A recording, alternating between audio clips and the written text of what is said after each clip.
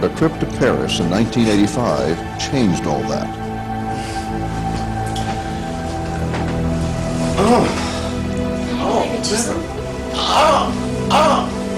Honey, Howard?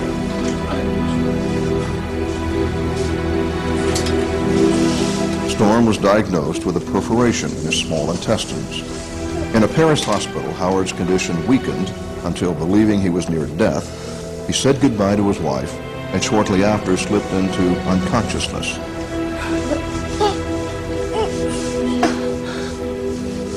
When I opened my eyes, I found myself standing next to the bed, and I thought, this is impossible, because just moments before I'd been dying.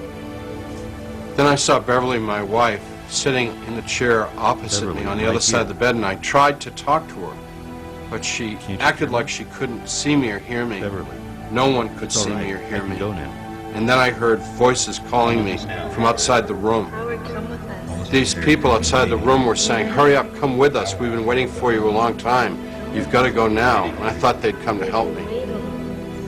I kept asking them who they were, but they just insisted that they had come for me, they had been waiting for me, and it was time to go with them. So I thought they were to take me to my operation, and I went with them. Come with us. They started to push and pull at me, yelling and screaming at me, and I fought back as hard as I could. There were dozens of them, maybe hundreds, thousands. There's no way to tell in that darkness, swarming all over me. The more I fought, the more vicious they became. To my horror, I realized that they were tearing me apart, consuming me. All of them were laughing and taunting me, and the more they hurt me, the better they liked it. As I lay there on the ground in a fetal position, trying to protect myself from their kicks and their taunting, I heard a voice say, pray to God, and I thought, I don't believe in God. How can I pray? And a second time it said, pray to God, and a third time. And it came out all mixed up with the 23rd Psalm and the Pledge of Allegiance and the Lord's Prayer, just little bits of them that I could remember. But the people around me hated any mention of God, and they were screaming at me. And in my desperation, I yelled out into the darkness, Jesus, please save me. And with that, a tiny light appeared in the darkness and became very bright. And it was the most brilliant, beautiful light that lifted me up and filled me with ecstasy. And I knew absolutely that this was the Jesus that I'd believed in as a child. He took me out of that horrible place that I now know was hell, and we began to approach heaven. With Jesus and the angels that he called over to us, we went over my life from its beginning to the end, and I was so ashamed of the things that I had done in my life. But the important thing is I knew that God loved me, and Jesus and the angels loved me, in spite of the things that I had done. And eventually they told me that I had to come back into this world, which was almost unbearable to me to be separated from them. But I knew that through their love for me and my love for them, that I would never be separated from God or the heavenly beings or Jesus again. Incredible as his experience sounds, Howard Storm remains convinced it was real. In fact, that experience brought about a radical change in Howard's life and transformed him from an unbelieving atheist to a committed believer. He credits that single event for causing a complete turnaround in his life. I think the most important thing about near-death experiences is the way people's lives are changed. It has been studied by scientists that people who've had near-death experiences lose their fear of death. But more importantly, people who have had near-death experiences know that there is a governing love that rules the universe, and they want to be a part of it. And their lives are changed for the better to be a part of that love. Based on Storm's experience, heaven's counterpart, hell, is equally real. One of those whose experience is not as chilling as Howard Storm's. It's understandable that such a dramatic encounter with hell might change a person's life, but what happens to those who experience something entirely different? And one of the more famous near-death experiences, Danny and Brinkley also endured a life-altering encounter. Danny tells of his experience in complete detail in his book, Saved by the Light. But the basic facts are these. Danny was talking to a friend on the phone in the bedroom of his home in Aiken, South Carolina. Look, I gotta go. No, I just don't like thunderstorms. Danny had never been comfortable during thunderstorms, and he was anxious to get off the phone and get away from anything electric.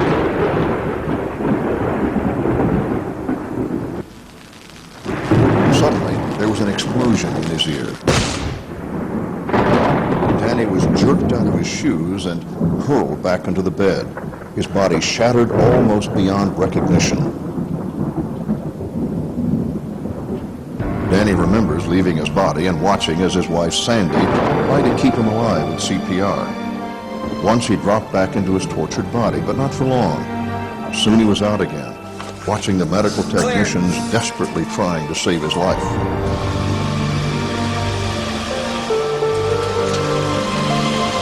As the ambulance began to pull away, Danny saw a number of amazing things.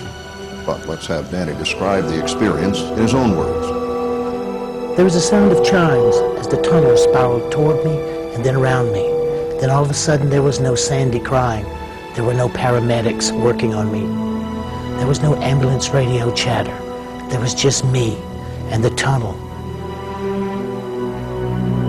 I looked ahead into the darkness. There was a light up there. I began to move toward it quickly as possible. I was moving without legs at a high rate of speed.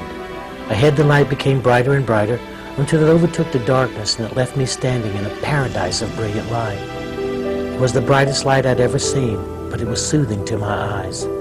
I looked to my right and could see a silver form appearing like a silhouette through a mist.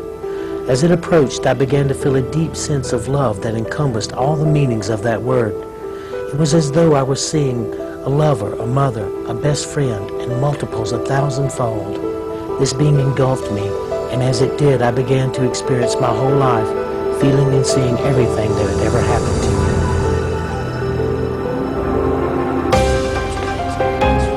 Suddenly, Danny was back at the hospital, looking down at the frantic scene in the emergency room. The ambulance attendants had done their best to try and revive him, but they'd given up.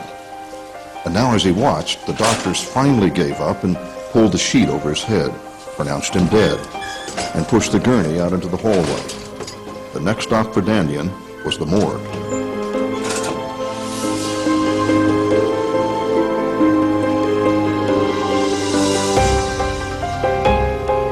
Then, perhaps the most frightening part of the whole experience.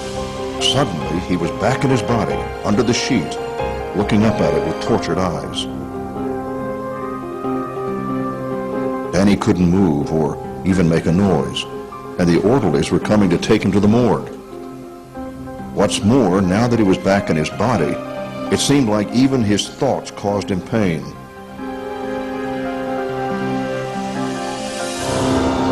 He saw shadows through the sheet and hoped they would notice, because he did the only thing he could do. He blew on the sheet from underneath.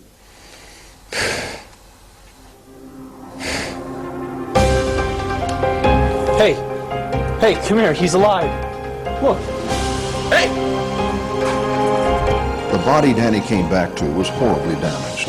It would be months before he could move his arms or stand, let alone walk. But the experience would bring about a profound change in his life. One of the most provocative points about the near-death experience is it begins to open up an understanding that there is a life after death.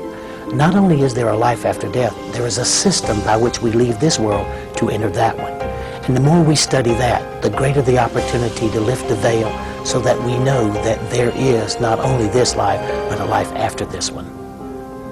From my personal experience, I know there's a life after death. Why? I've had 3 of these experiences, 1 death experience and 2 near-death experiences. Struck by lightning in 1975, declared clinically dead for 28 minutes. Collapsing of heart failure and having emergency open heart surgery in 1989. And then having to have emergency brain surgery in 1997. All complications from being struck by lightning. There is a life after death, a wondrous, glorious place that awaits us. The near-death experience begins to truly